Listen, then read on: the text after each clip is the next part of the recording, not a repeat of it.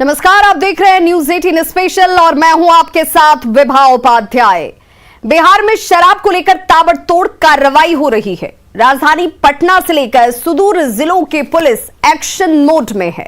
पटना में शराबियों को पकड़ने के लिए सभी थानों को ब्रेथ एनालाइजर मशीन मुहैया करवाई गई है, लेकिन अल्कोहल टेस्ट करने वाली ये मशीन काम करती भी है या बस नाम की है। पटना के थानों में मुंह सूंघ कर शराबियों का पता लगाने वाली मशीन की क्या है स्थिति, देखिए इस खास रिपोर्ट के जरिए।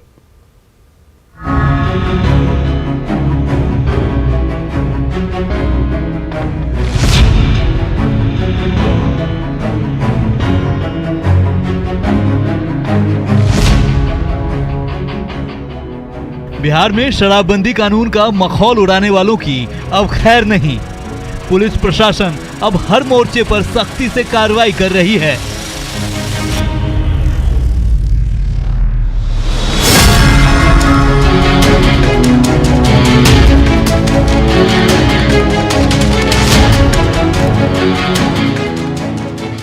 बिहार की सड़कों पर शराब पीकर घूमने वालों के खिलाफ ब्रेथ एनालाइजर मशीन से टेस्ट किया जा रहा है, लेकिन ये मशीन काम कर भी रही है या पुलिस बस खाना पूर्ति कर रही है। लिहाजा हमने पटना के अलग अलग थानों में ब्रेथ एनालाइजर मशीन का टेस्ट किया। मुंह सूंघने वाली ब्रेथ एनालाइजर मशीन की पड़ताल के लिए सबसे पहले हम पटना के रूपसपुर थाने पहुंचे। मुख्यमंत्री नीतीश कुमार की समीक्षा बैठक के बाद बिहार पुलिस लगातार शराबियों और शराब कारोबार से जुड़े लोगों के खिलाफ कार्रवाई कर रही है। तवातोड़ जगह जगह पे जो है छापेमारी की जा रही है, लेकिन बताते चले कि ऐसी कार्रवाई के दौरान बिहार पुलिस को ब्रेथ एनालाइजर का इस्तेमाल करना है। शराबी शराब का सेवन कर रखे हैं या नहीं कर रखे हैं, इसका सत्यापन ऑन द स्पॉट करना है। इसके लिए सरकार ने सभी थानों को जो है ब्रेथ एनालाइजर मशीन जो है उपलब्ध कराया था। वो ब्रेथ एनालाइजर जो है वो काम कर रहे हैं नहीं कर रहे हैं, इसकी पड़ताल आज हम पटना में करने निकले हैं। पटना के कई थानों में हम जाएंगे और वहाँ जाकर के वहाँ की पड़ताल करेंगे। इसकी शुरुआत हम इस रूपसपुर थाने से कर रहे हैं। तो चलिए हम देखते हैं कि इस थानों को जो ब्रेथ एनालाइजर मशीन मिली थी वो किस अवस्था में है।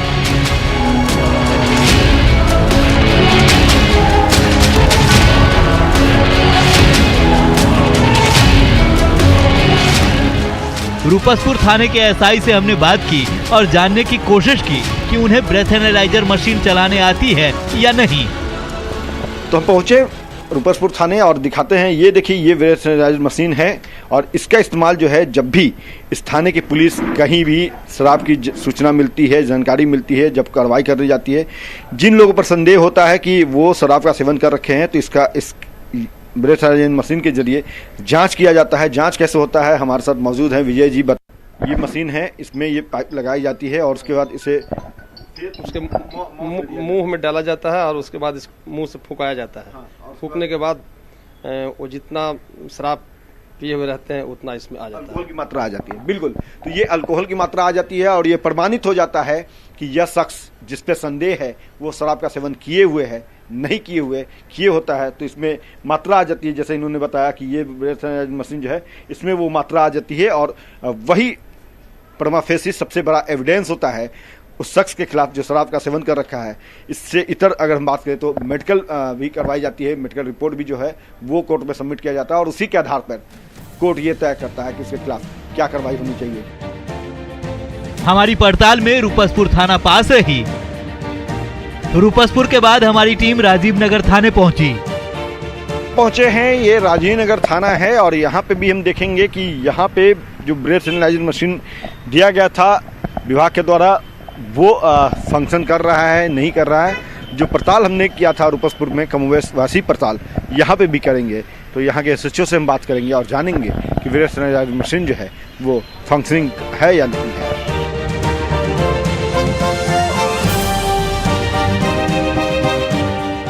राजीव नगर थाने में हमने ब्रेथ एनालाइजर मशीन की हकीकत जानने की कोशिश की। एसएचओ सरोज कुमार ने ब्रेथ एनालाइजर मशीन को लेकर पूरी जानकारी दी। आप खुद देखिए ब्रेथ एनालाइजर मशीन कैसे काम करती है। सरोज जी ये बताइएगा ब्रेथ एनालाइजर जो मशीन मिली है वो फंक्शनिंग है, जी फंक्शनिंग कर रहा है। और इसमें जो भी हमारे पास शराब के नशे में पाए जाते हैं उनको हम लोग इसे चेक करते हैं और इमीडिएटली उनका नाम पता जो भी एड्रेस मांगा जाता है उसे निकाल कर और हम फीड करते हैं। जी फीड करते हैं। जी रेड के दौरान भी इसे साथ में लेकर गाड़ी के गश्ती गाड़ी के साथ रहती है, चेक इन में जाते हैं तो साथ लेकर हम लोग जाते हैं। ये फंक्शन कैसे करता है? ये फंक्शन जो भी है इसमें लगा हुआ ये माउथ वाला माउथ ब्रेथ का इसमें जो भी सांस लिया जाता है इसके बाद ये उसको कलेक्ट करता है। कलेक्ट करने के बाद वो परसेंटेज बताते हैं कितने % अल्कोहल की मात्रा है। उसके बाद हम लोग नाम पता लिख के उसका प्रिंट आउट निकाल कर और फिर आगे कार्रवाई हम लोग करते हैं। न्यायालय में आप प्रोड्यूस करते हैं? जी न्यायालय में देते हैं।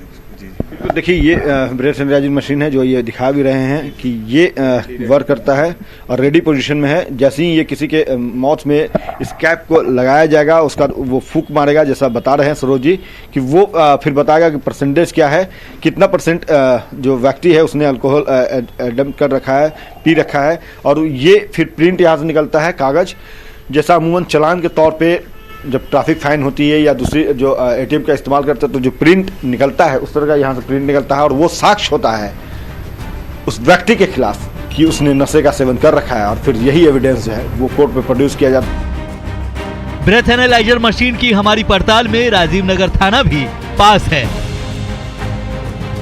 अब हमारी टीम शास्त्री नगर थाना पहुंच चुकी है। इस वक्त मैं मौजूद हूँ शास्त्री नगर के जो SHO हैं उनके कक्ष में और यहाँ देखिए ये ब्रेथ एनालाइजर मशीन जो है वो है। क्या नाम है आपका? संतोष कुमार। संतोष जी, ये फंक्शन कैसे करता है?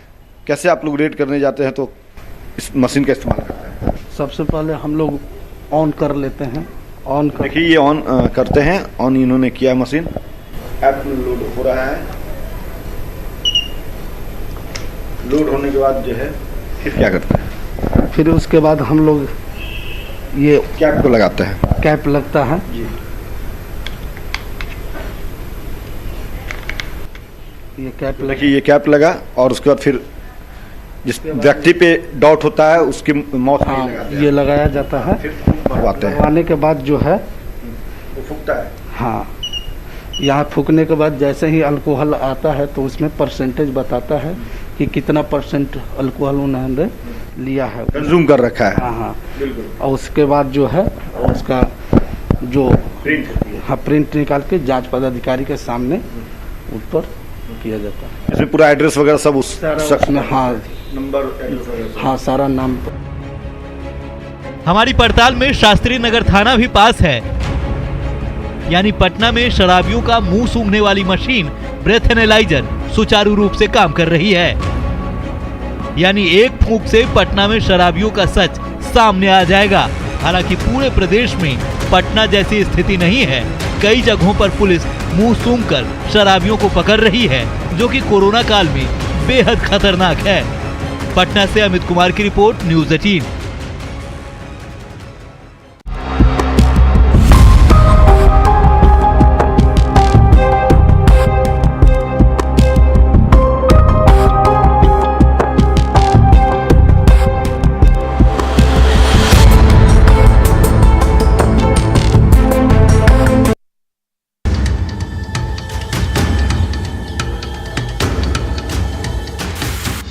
पेपर का टेंशन खत्म, ऑनलाइन होगी कार्यवाही।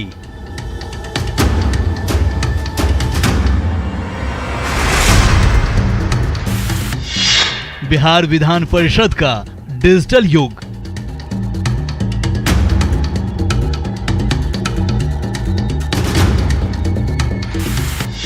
विश्व के पहले गणतंत्र को ई-तंत्र की सौगात।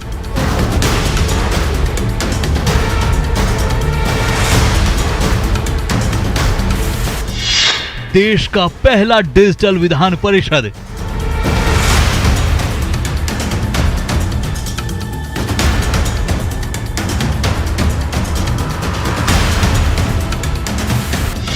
बिहार विधान परिषद में डिजिटल क्रांति। बिहार विधान परिषद देश का पहला डिजिटल सदन बन गया है। अब यहां सारे कामकाज पेपरलेस होंगे। सदन को डिजिटल बनाने के लिए टैब का इस्तेमाल किया गया है। सदन में अब सवालों का जवाब भी ऑनलाइन दिया जा सकता है। बिहार विधान परिषद भारत में ऐसा पहला सदन बनने जा रहा है जहां ई तंत्र होगा। देखिए खास पेशकश, देश का पहला डिजिटल विधान परिषद।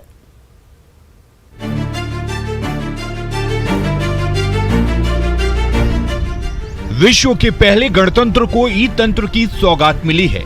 ये देश का पहला विधान परिषद है जहां डिजिटल युग की शुरुआत हुई है। बिहार और बिहार के निवासी पर तंज कसने वाले लोगों को आज ये तस्वीर देखना चाहिए।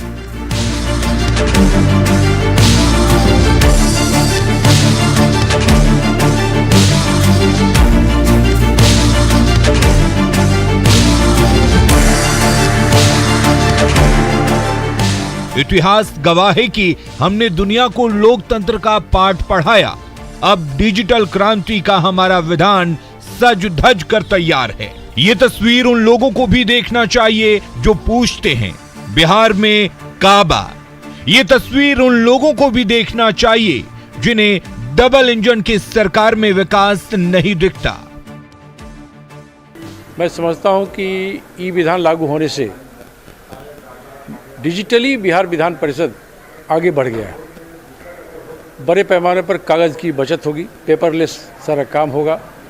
ये एक क्रांतिकारी कदम है और मैं बिहार विधान परिषद के सभापति जी को इसके लिए धन्यवाद देता हूं कि बिहार को लेकर जो बिहार के बाहर धारणा बनी हुई है, उस धारणा को भी हम तोड़ेंगे कि कंप्यूटर के सेक्टर के क्षेत्र में, टेक्नोलॉजी के क्षेत्र में बिहार विधान परिषद ने आज एक मील का पत्थर साबित होगा आज का फैसला।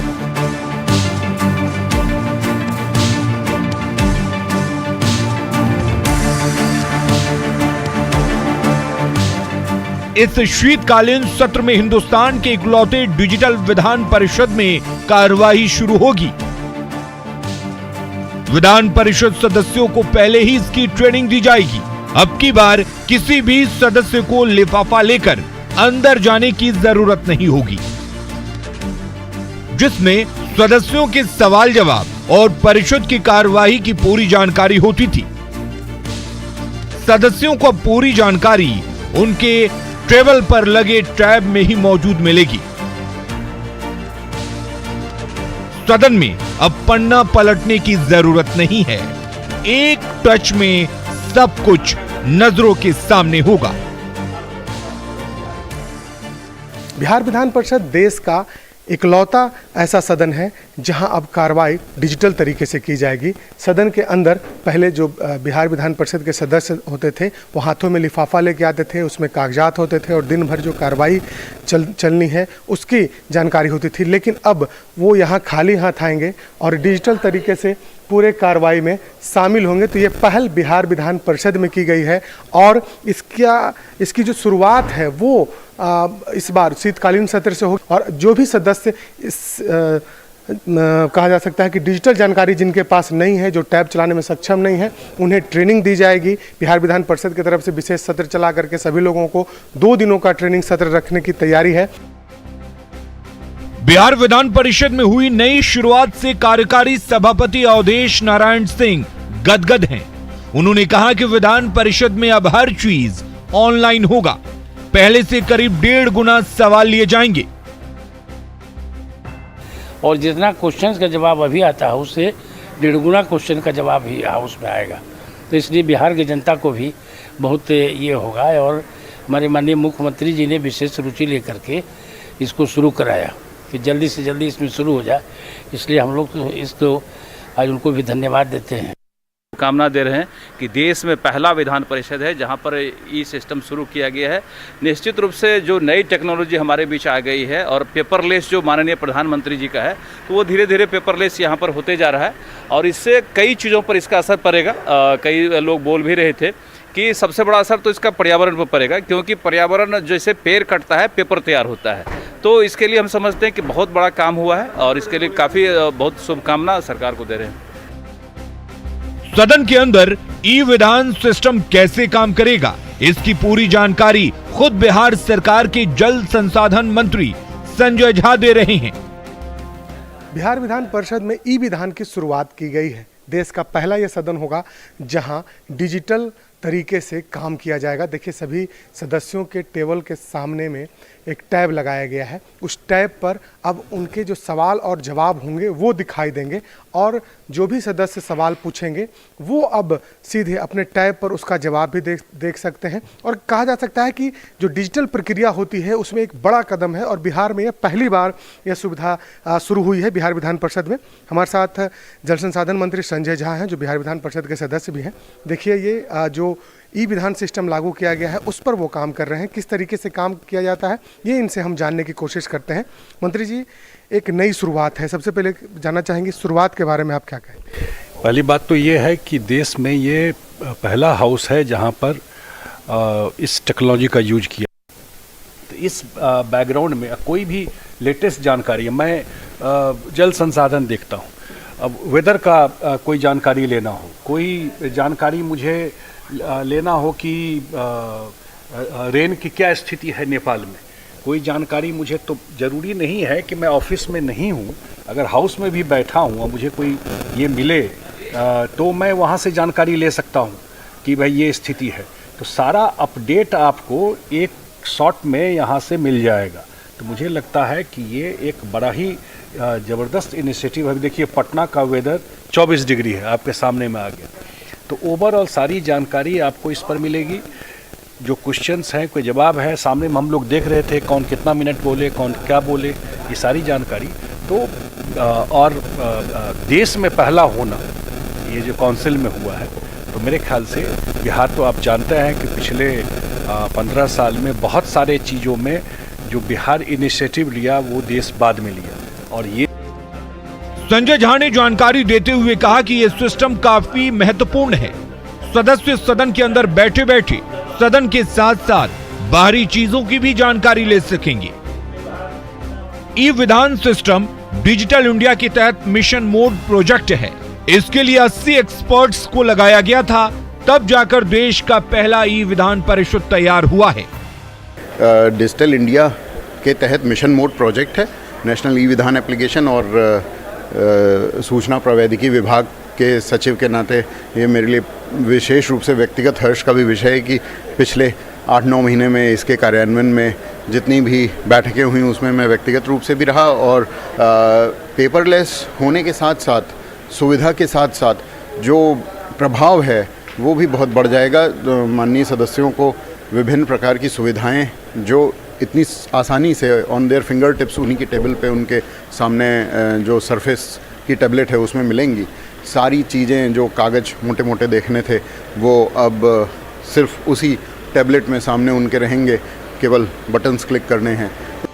ई विधानसभा में सबसे अच्छी बात होगी कि कोई भी सदस्य अपनी समस्याओं को सुना सकते हैं। ऑनलाइन सवाल का जवाब तुरंत मिल जाएगा। डिजिटल रिकॉर्ड बनाने में आसानी होगी। पटना से संवाददाता शैलेंद्र कुमार की रिपोर्ट।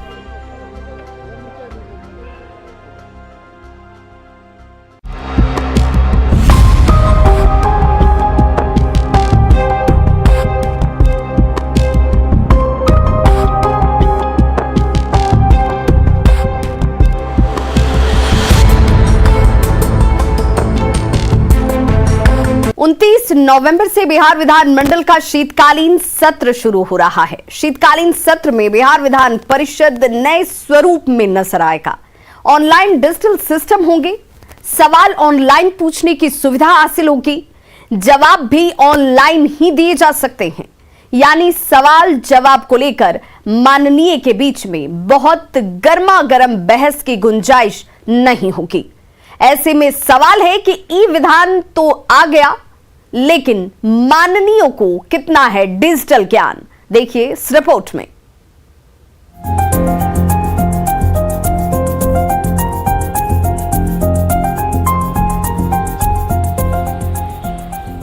बिहार विधान परिषद में ई विधान की शुरुआत पर सभी दलों के सदस्य काफी खुश हैं।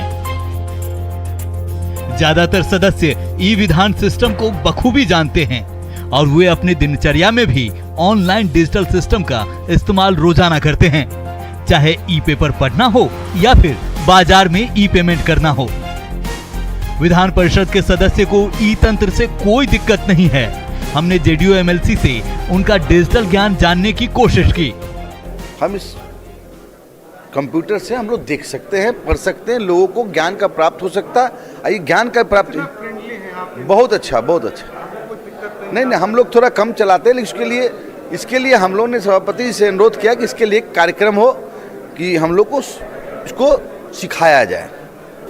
बहुत अच्छा लग रहा है। जैसे हम लोग पहले मोबाइल यूज करते थे तो छोटा मोबाइल यूज करते थे, फिर टच स्क्रीन वाले, आज हम लोग छोटा टैब भी यूज कर रहे हैं। तो उस हिसाब से हम लोग जो ट्रेनिंग मिली है तो इसमें बहुत सारा कुछ ऐसा नहीं है जो हम लोग नहीं कुछ कर सकते हैं। और 2 दिन का ट्रेनिंग में हम लोग बहुत कुछ देखे हैं और बीच में हम लोग का भी प्रावधान है कि बीच में आकर के हाउस के पहले भी हम लोग देख लें और कर ले, इसलिए हम लोग को काम करने में कोई दिक्कत नहीं होगी। हाँ, पहले से भी हम लोग न्यूज़ देखते थे कि कहीं गाड़ी में बैठ करके जा रहे हैं प्रोग्राम में, आज पेपर नहीं पढ़ पाए तो अपना उसमें न्यूज़ निकाले और यूट्यूब पर अपना देख लिया न्यूज़ सारा। तो ये सब तो पहले से हम लोग कर चुके हैं और हम लोग ई पेमेंट तो करते ही हैं।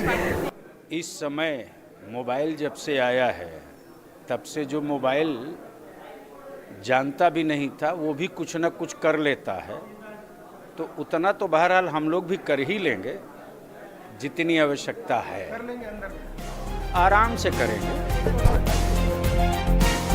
जमाना ऑनलाइन का है, ऐसे में जेडीयू के एमएलसी डिजिटल ज्ञान को लेकर जागरूक हैं। चाहे कुमुद वर्मा हो या फिर गुलाम रसूल बलियावी, ऑनलाइन पेमेंट से लेकर ई पेपर तक का बखूबी इस्तेमाल करते हैं। हमने बीजेपी कोटे से मंत्री शाहनवाज हुसैन और एमएलसी निवेदिता सिंह से भी डिजिटल ज्ञान पर सवाल पूछे।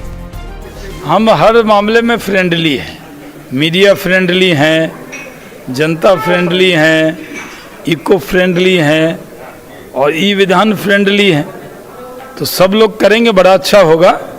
ये तो सभापति जी को बहुत बधाई देता हूँ कि ई विधान लागू किया।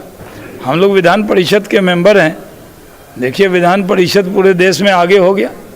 नहीं, हम ई पेमेंट करते हैं और ई पेपर भी हम पढ़ते हैं और मेरा ट्विटर, फेसबुक, व्हाट्सएप सभी कुछ कू ऐप, हम सारे चीज़ को अपने खुद हैंडल करते हैं सोशल मीडिया को, और मेरे लिए कोई बहुत विशेष कठिनाई का सब्जेक्ट नहीं है। बीजेपी कोटे से मंत्री शाहनवाज हुसैन और एमएलसी निवेदिता सिंह डिजिटल ज्ञान में बहुत ही आगे हैं। ये टेक्नोलॉजी फ्रेंडली भी हैं, लिहाजा इन्हें ई विधान से कोई दिक्कत नहीं है। वहीं विपक्ष के नेताओं को डिजिटल विधान से बहुत दिक्कत होने वाली है, क्योंकि ये टेक्नोलॉजी फ्रेंडली नहीं है। कांग्रेस प्रदेश अध्यक्ष मदन मोहन झा कंप्यूटर पर ना के बराबर काम करते हैं। हाँ, मोबाइल को लेकर इन्हें कोई दिक्कत नहीं है। वहीं रामबली चंद्रवंशी तो डिजिटल पेमेंट ना के बराबर करते हैं। निश्चित रूप से यह अच्छी परंपरा हुई है और देश के अन्य जगह जो हैं इसका अनुसरण करेंगे, क्योंकि आप भी जानते हैं, हम भी जानते हैं, इससे काफ़ी काम करने में सुविधा होगी। एक रिकॉर्ड भी रहेगा जिसको नष्ट होने का कम संभावना रहती है, नहीं ही होता है। हाँ, हम कर लेते हैं, हम मोबाइल से करते हैं, कंप्यूटर पर मेरा थोड़ा सा कम काम करने का आदत है, लेकिन मोबाइल से हम पेपर भी पढ़ लेते हैं, व्हाट्सएप भी करते हैं, मैसेज भी करते हैं। मैंने करीब 50% से ज़्यादा काम हम कर लेते हैं, लेकिन अभी भी मुझे बहुत बात सीखने की ज़रूरत है। हम लोग तो इसके प्रति उत्सुक हैं, विशेष जानकारी हम लोगों को नहीं है, लेकिन जो ये व्यवस्था हुई है उसमें काम जो आवश्यक है, जिसमें काफ़ी समय लगता था, वो धीरे धीरे आसान हो जाएगा। कि शैक्षणिक योग्यता और कंप्यूटर की योग्यता दोनों अलग अलग चीज़ है, ये प्रैक्टिस से होती है। अभी तक हम लोग इसके प्रैक्टिस में नहीं रहते थे, इसलिए हम लोग ज़रूर एमएससी है, पीएचडी है, डिलीट है, लेकिन वो अलग योग्यता है। कंप्यूटर की योग्यता अलग होती है, वो बीसीए और एमसीए करना पड़ता है, प्लस प्रैक्टिस करना पड़ता है। तो हम लोग प्रैक्टिस में नहीं है और हमारे इसे बहुत सारे माननीय सदस्य हैं जो प्रैक्टिस में नहीं है, इसलिए उनको प्रशिक्षण की ज़रूरत आवश्यक है। अभी तक तो हम लोग इसका प्रयोग निम्न माने बहुत ही कम के बराबर, नहीं के बराबर, नेग्लिजिबल है। जमाना डिजिटल है, अब लोगों को बैंक जाने की झंझट नहीं होती, रेलवे काउंटर में लाइन लगाने की जरूरत नहीं पड़ती, स्कूल कॉलेज में एडमिशन के लिए चक्कर नहीं काटना पड़ता। अब तो सदन भी डिजिटल है, ऐसे में माननीय को भी टेक्नो फ्रेंडली होने की जरूरत है। पटना से संवाददाता शैलेंद्र कुमार की रिपोर्ट, न्यूज़ 18। तो न्यूज़ 18 स्पेशल में आज बस इतना ही, लेकिन न्यूज़ 18 बिहार झारखंड पर खबरों का सिलसिला लगातार जारी है।